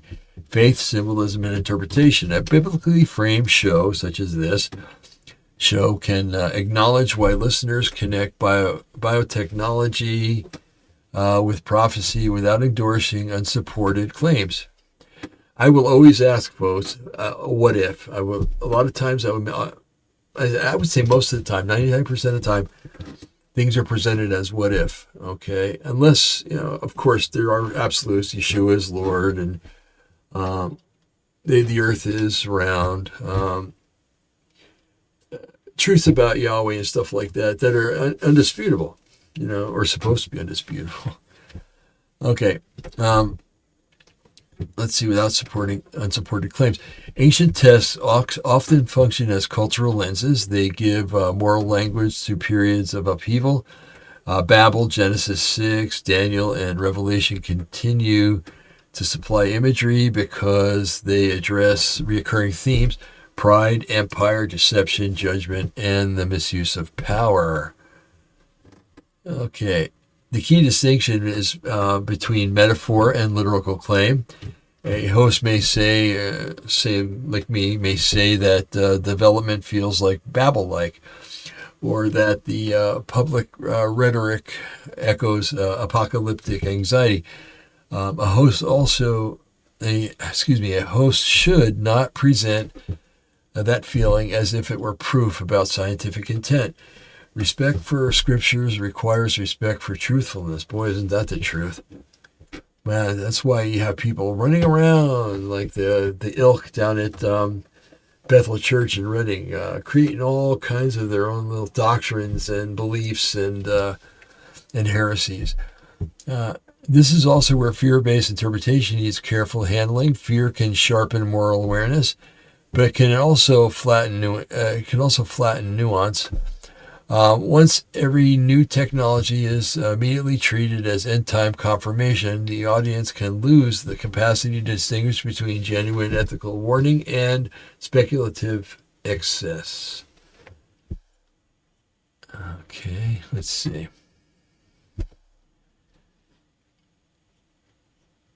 folks, I think I pretty well demonstrated what I wanted to. I have some videos. Let's see, I got a closing section here, but I want to watch some videos first. Okay, they're most of them, if not all of them, are very short. Okay, so let's see.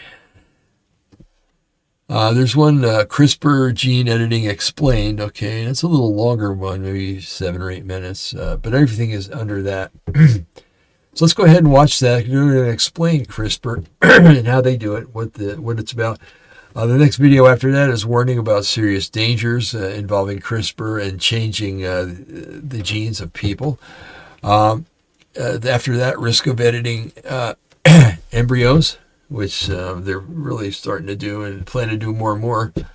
Next one, what if CRISPR backfires? And that'll be it. Okay, so let's go ahead and start our video session here. Okay, here we go. Imagine treating the human genome like a text document, where fixing a typo is as simple as pressing cut and paste. A decade ago, that scenario belonged firmly in the realm of science fiction. But today, thanks to a breakthrough called CRISPR, that fundamental idea is rapidly shifting from fantasy to clinical reality. CRISPR, short for Clustered Regularly Interspaced Short Palindromic Repeats, is essentially a high-precision gene editing tool. It was originally discovered as a sophisticated immune system used by bacteria. Scientists have repurposed this system, giving them what we call molecular scissors. This tool can be programmed to find an exact, specific sequence in our DNA. Once located, a CRISPR-associated protein, Cas9, precisely snips the genetic code.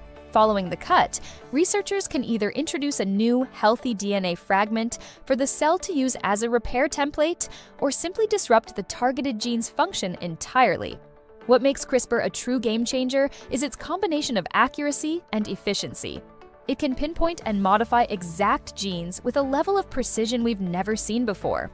The therapeutic potential of CRISPR is massive, with clinical trials already underway for numerous severe conditions.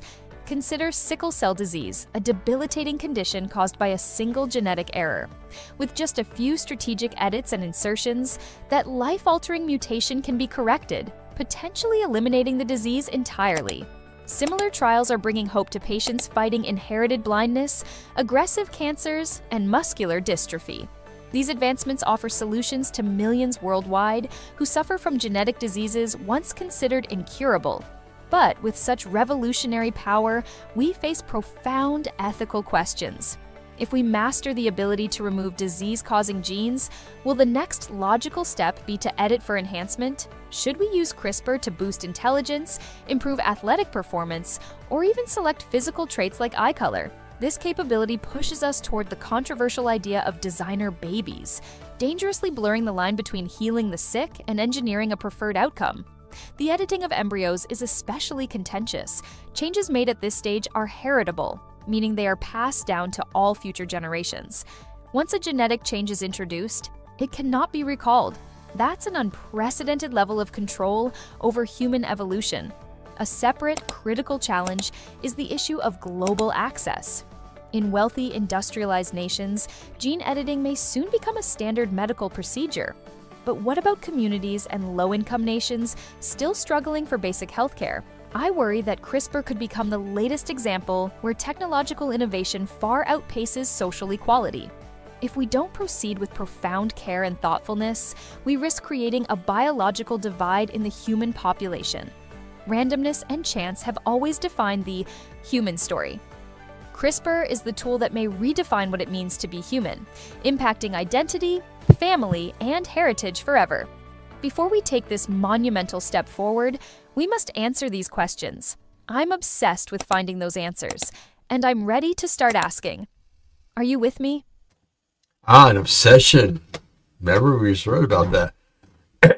Yes, it does. There are some good things when it comes to CRISPR, like the sickle cell disease. If they can eliminate that within a person or a people group, that would be wonderful.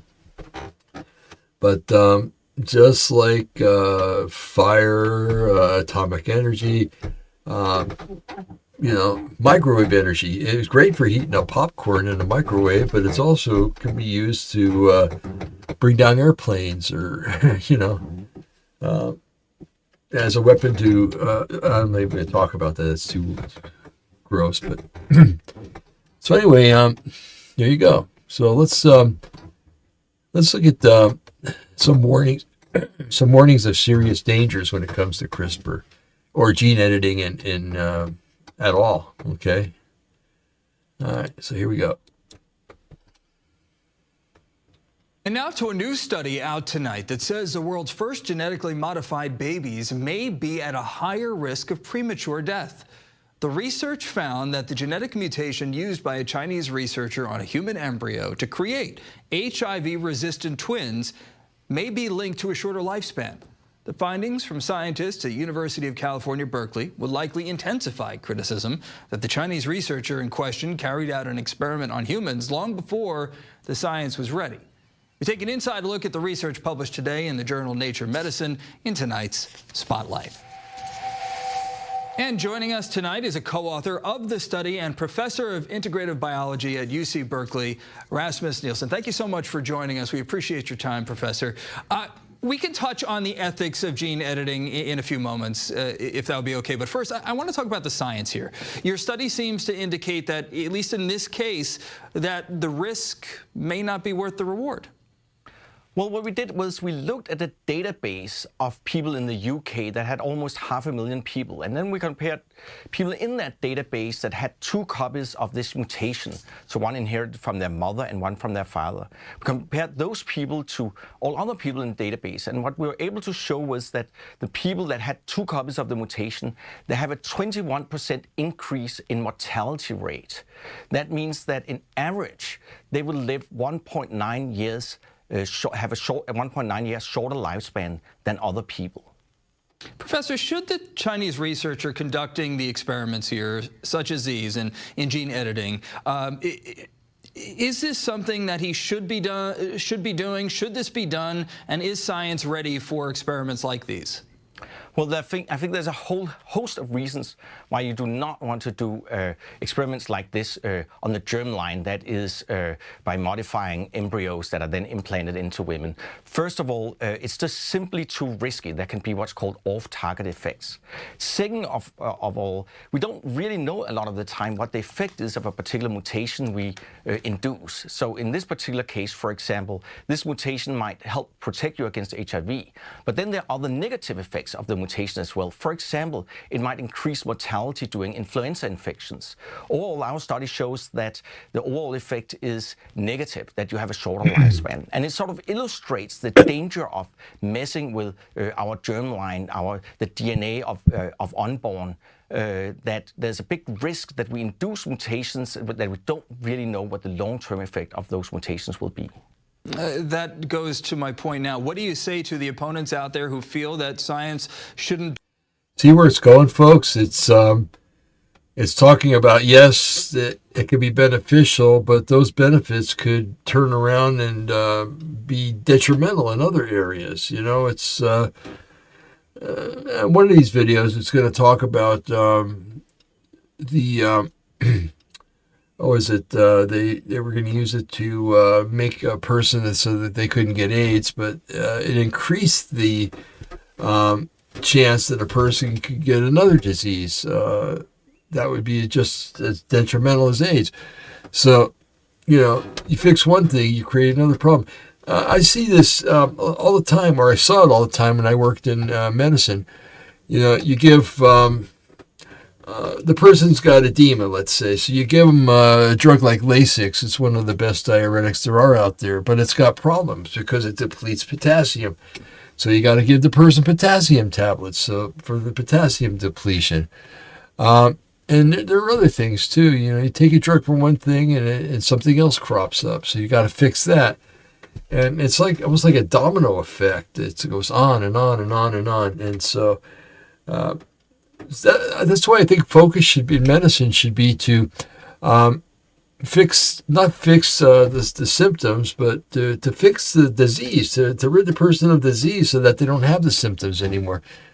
But, you know, then you're talking about the pharmaceutical or pharmacia that thrives on making money and in a ridiculous fashion, that won't happen if you cure a disease, then there won't be any need for the medicine, So it's the sword of Damocles, so to speak. Let's finish watching this here. Be meddling in God's work. Well, I don't know about that. And I can also say that there are some good uses of CRISPR. For example, there are trials now to cure sickle cell anemia. So people that are born with certain genetic diseases, you can fix them using CRISPR technology, using this type of gene editing. And I think there are good uses of gene editing for those kind of purposes. So I don't think gene editing, when it's done on adults, where you take some of their cell out of their body, then you gene edit those cells and put them back in. To me, that's not different than any other medical intervention where you have to weigh the cost and benefits. Is this really worthwhile? Will this benefit the patient? But the germline editing, that done on embryos, I see as something quite different, that's quite a bit more risky, and also, of course, have many other ethical issues associated with it. Very quickly, does that put the entire emerging field of gene editing at risk when you have people doing experiments like these, which are not widely accepted? Well, I think that experiment was reckless. It makes gene editing look very bad, but I should emphasize again, there are many other good uses of gene editing. All right, Rasmus Nielsen, well, thank you so much for joining us on the show.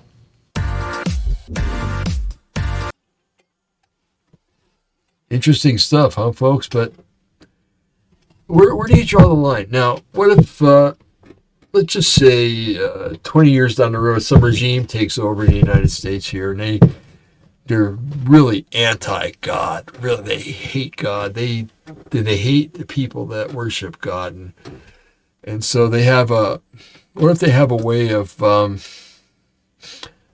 somehow getting into your genome or your genetics and changing things? Like the question would be: is there a gene that makes a person more susceptible to finding Yahweh than other people? Even though Scripture says that all people are called, or not all people are called, but that Yeshua died for everyone, suggesting that everyone's got a chance. So you could use look at other things too. What if they? Here's a good one there. What if the society turns against the Jews in the United States? So okay, well, we're gonna activate. We're gonna call in all the Jews. We're gonna splice something into their genetic code that activates the Tay-Sachs disease, or something else, and would gradually take people's lives. And it wouldn't look like that somebody was doing it. It'll look like it's a natural thing. But they start when they can mess around with the little things, and that they can mess around with the big things, and that's kind of really concerning to me. Okay, let's see. Risk of editing. There's an effort out there to that babies, especially when they're test tube babies or born in vitro, getting in there and looking at the embryo and evaluating the DNA of the embryo to see if there's going to be any future problems, and correcting them before you put the baby into, or the zygote into, some woman. That's all well and fine, but some of these changes that are made are irreversible. Like that one video proved, 2 videos ago. And the person that's done to, the baby or the zygote or whatever, is going to carry that, and it's going to pass it on to its offspring. Okay? You could be starting a firestorm here that'll jump from generation to generation, and my goodness, I can't even imagine the ills of that. But let's watch a little bit about risk of editing embryos.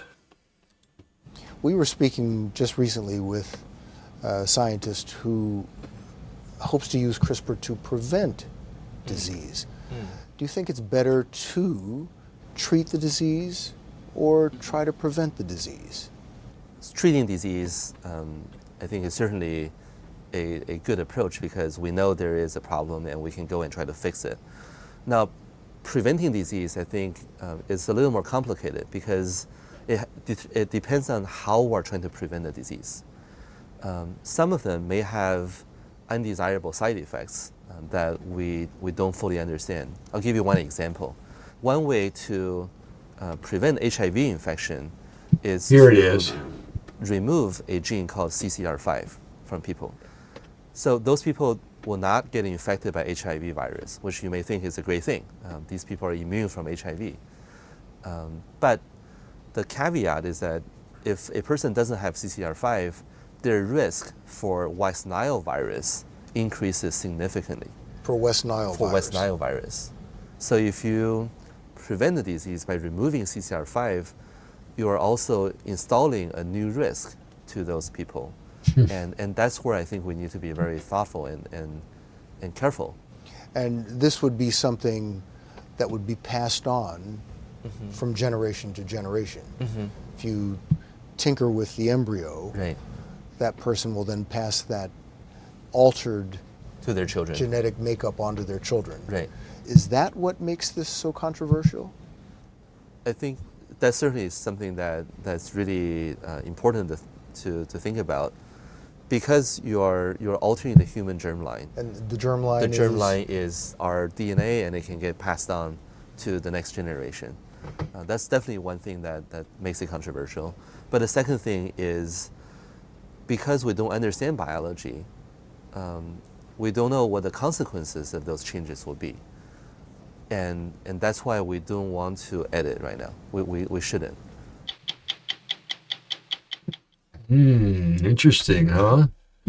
Here you got one of the researchers that's involved in it saying maybe we should be holding back a little bit until we know a little more about what we're doing.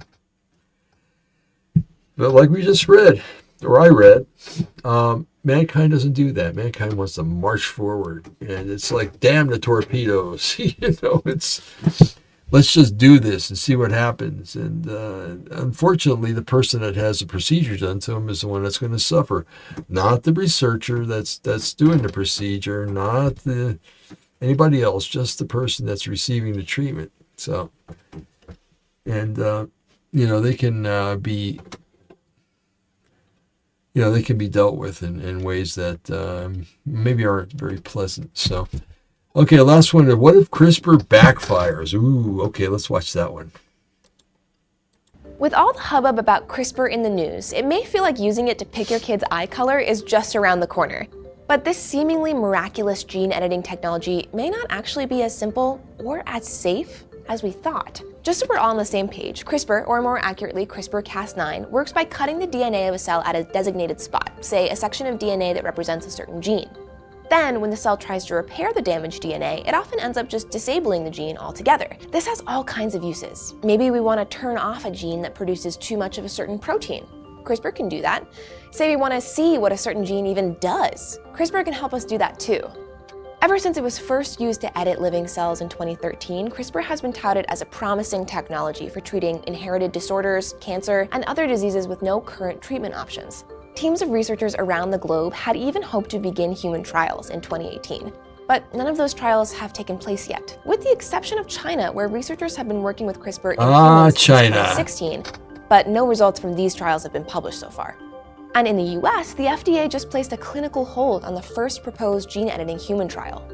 But why? Several new studies released in the last few months suggest that we need to be more cautious when editing the human genome. 2 of these studies found that when CRISPR performs its hallmark trick and cuts DNA, that damage can kill the cell or make it stop growing. CRISPR modifications are also less likely to kill cells that have a defective version of a gene called p53. p53 plays a role in preventing the onset of cancer by regulating a cell's life cycle. So by leaving more of the defective cells alive than healthy ones, CRISPR may be inadvertently raising the risk of cancer in that patient, which is like the opposite of the goal. And we haven't even gotten to the most recent study that raises concerns. Up until now, CRISPR-Cas9's cutting function has been accurate in the specific area of interest, the spot in the DNA that's supposed to be cut. But that's because researchers were only looking for mutations caused by CRISPR in the immediate vicinity of the cut. New research reveals that in about 20% of cells, CRISPR results in much larger deletions than we thought, up to more than 100 base pairs. Researchers didn't notice this before because they were looking for harmful mutations and didn't see any, but that's because the entire region was gone. In CRISPR treatments that would target billions of cells inside the human body, this could lead to, again, a risk of cancer, putting us right back at square one. So the human trials have been delayed. Where do we go from here? CRISPR permanently alters your genome, so we want to make sure we get it right before we make moves in real human bodies. There you go. Science marches on. New and improved versions of this kind of technology are already racing forward, like a genetic editing tool called Repair, which uses a different cutting enzyme, Cas13. Repair works with RNA instead of DNA to make temporary or reversible changes. There's also a newly engineered protein that can alter individual base pairs rather than a whole chunk of DNA, acting more like surgical forceps than a pair of kitchen scissors. So continued progress and exciting breakthroughs in this field are still happening. We're not at the end of our CRISPR rope yet. It's just that we need to take a step back from the hype and carefully analyze what's really going to be safe as we move forward. To stay current with all the CRISPR news that's sure to be plentiful in the coming years, subscribe to Seeker, and for more on how your body, specifically your immune system, interacts with the technology, check out this video from Julian. And fun fact, CRISPR doesn't just present possibilities in human biology, it could be used to genetically engineer crops too. I'm Marin, thanks for watching Seeker. Engineer crops, oh, that's interesting. So it could take, let's say they want to make corn,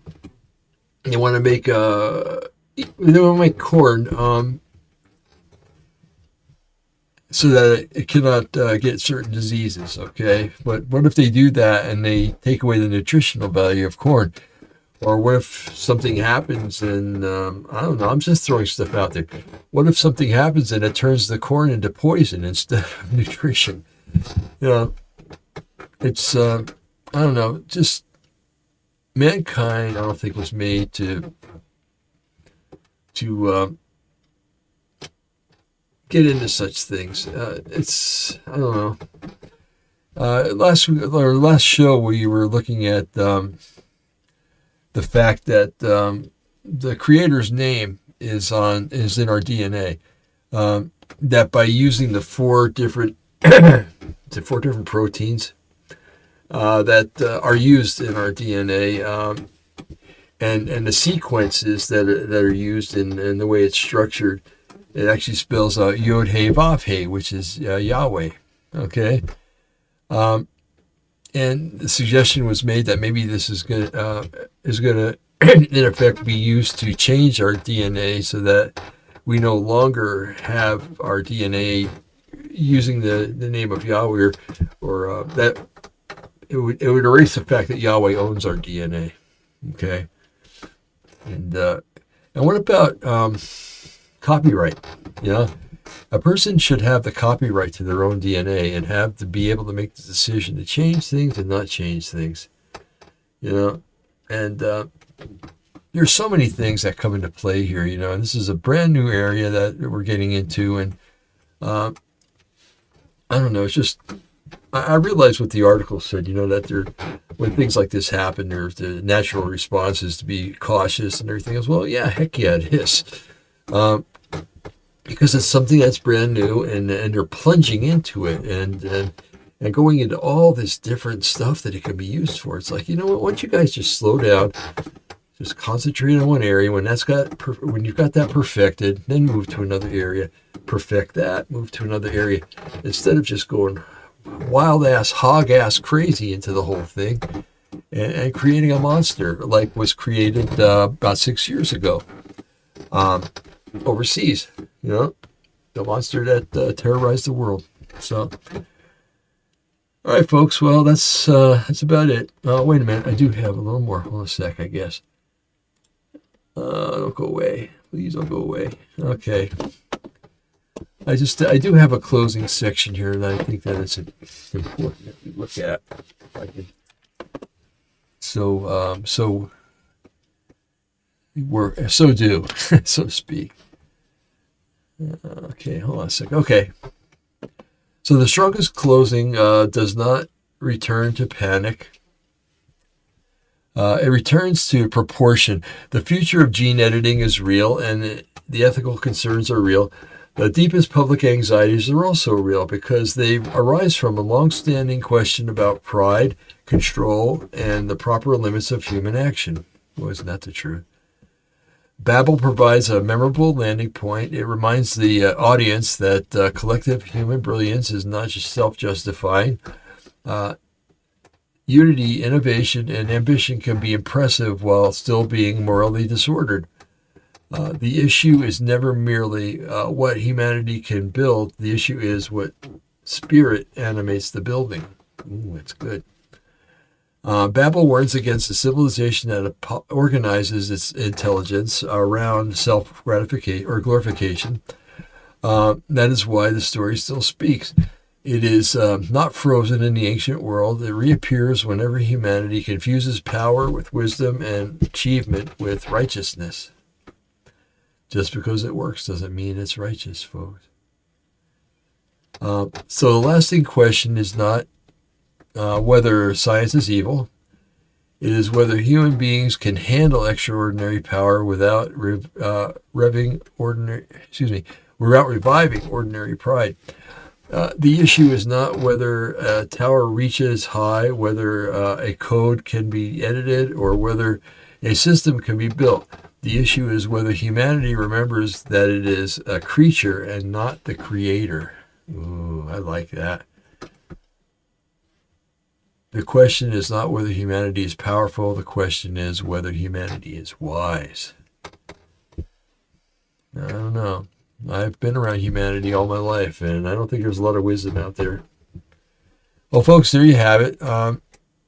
Please just realize that with everything in life, there's a subject and there's an answer. And the same thing with the things we're talking about here. I believe in healing, and I believe that Yahweh is able to heal, and I believe that if we pray for healing and lay hands on people for that healing, when directed by Yahweh, that miracles can happen. And I've seen them myself. I've not experienced any like that anyway, but I'm open for it to happen to me. So another thing too is that my thought is that hold on a sec, let me try something. Yeah, that's better. My thought is that if something happens to you, that there's a reason why it happens, okay? If you fall ill, there's a reason why that happened. It could be to glorify Yahweh. It could be that you're going to receive a miraculous healing. It could be that Yahweh is going to use a doctor to heal you, and that doctor's been raised up for this very specific task. There are many things that are possible, and I don't discount anything when it comes to Yahweh, okay? I trust him, though, before I trust CRISPR or whatever that thing is. I trust him before I trust scientists, before I trust doctors. And I gotta tell you, my doctor is one of the best doctors I've ever had. Probably the best doctor I've ever had. But if Yahweh tells me something that is contrary to what he's telling me, of course I'm going to side with Yahweh, right? Side with Yahweh. So anyway, it's important to remember that if we belong to him, which I'm assuming most of you do, along with me, that he's looking out for our best interest, and we're happy that he does that. And again, it's all about faith. It's all about putting our trust in him, and realizing that everything happens for a reason. Some of you have had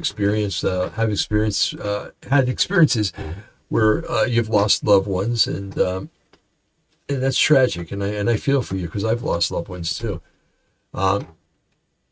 Interesting enough, I gotta share this with you.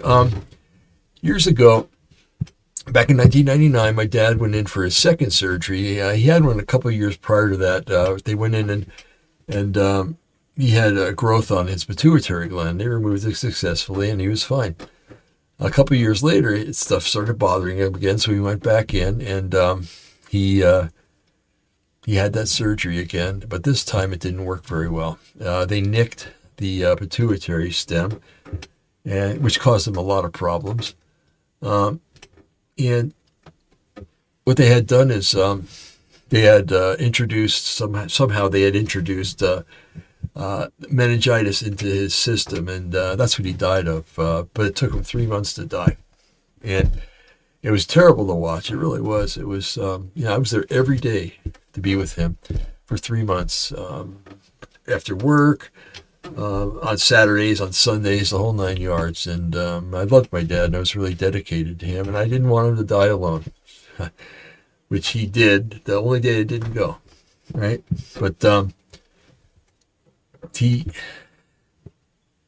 years after he passed away, a lot of my relatives, they knew what had happened. That it was the hospital's fault that he got the meningitis. I could go a little deeper into it and say that the doctor told me when I was taking him home the first time that if I noticed clear liquid coming out of his nose, that we were to bring him right back, because that could mean a leak. He sat up in the hospital bed. He had a leak. I told the doctor about it. Doctor said, "Oh, it's nothing. It's probably snot." Anyway, after that, he got the meningitis, and he was back in the hospital. And then 3 months later, he went in. Surgery was in April, and he died July 21st. So. Of that year. And so a lot of my relatives knew about what was happening. And right away after the death, they said, "Oh, you need to sue the hospital. You need to sue that doctor." And I really thought about it. I thought about it intently, and even called a lawyer about it. But something happened that really blew my mind. And a lot of you might not agree with what happened, okay? But this is what happened. One night while I was sitting there, contemplating suing them, and maybe getting a very large reward for it, Yahweh spoke to me. And he said to me, "David, do you think that I brought your father home, that the reason why he's here with me is because I brought him home?" And I said, "Yes, I do. I believe that with all my heart." And he says, "Well, you're planning on suing the doctor that was an instrument that I used to bring him here." He said, "Do you think that maybe if you're suing the doctor, you're actually suing me?" And boy, did that hit me like a ton of bricks. And I started crying, and I said, "No, I don't want to do that. I don't want to sue you. That's stupid. It's immoral. It's unethical. It's everything that you could think of that's bad."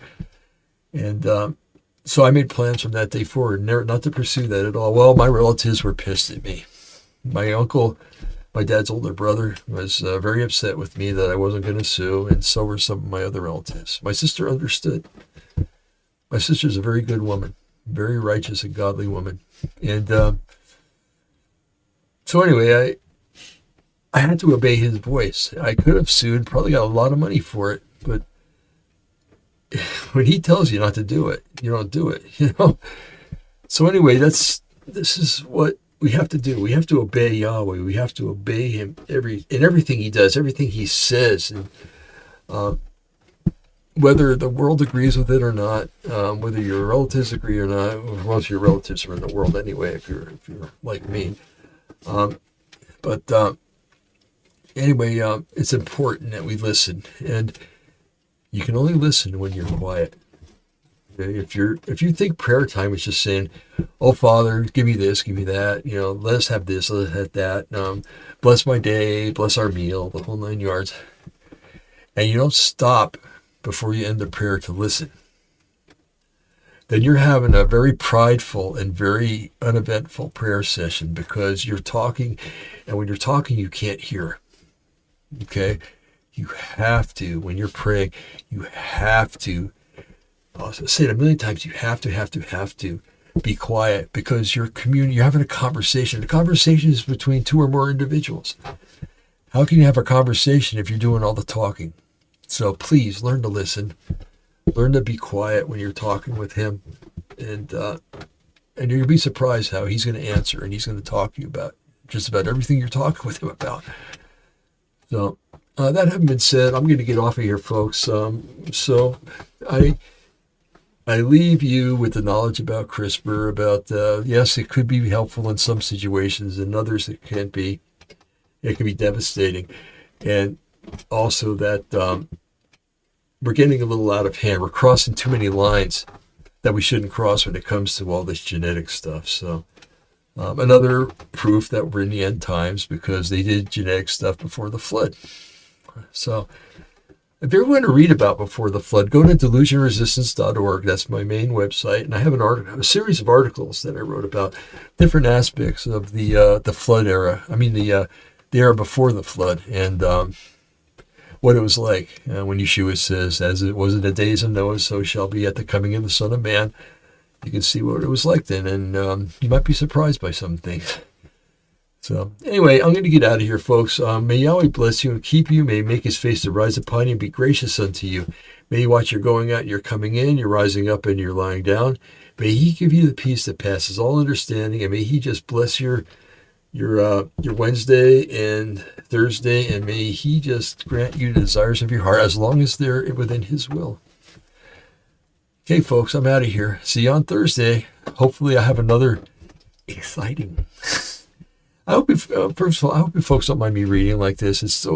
I'm getting old and I can't really retain a lot, so reading just helps me to remember what I had formatted in my brain already, or how Yahweh had formatted in my brain. So please understand that. And I know that it looks like I'm looking down at the paper and stuff, but it's just the way it is, okay? And hopefully, if you don't like it, you can get used to it, and we can all live in harmony. Okay, folks, until Thursday, have a blessed week, okay? And talk to you real soon. Bye, y'all.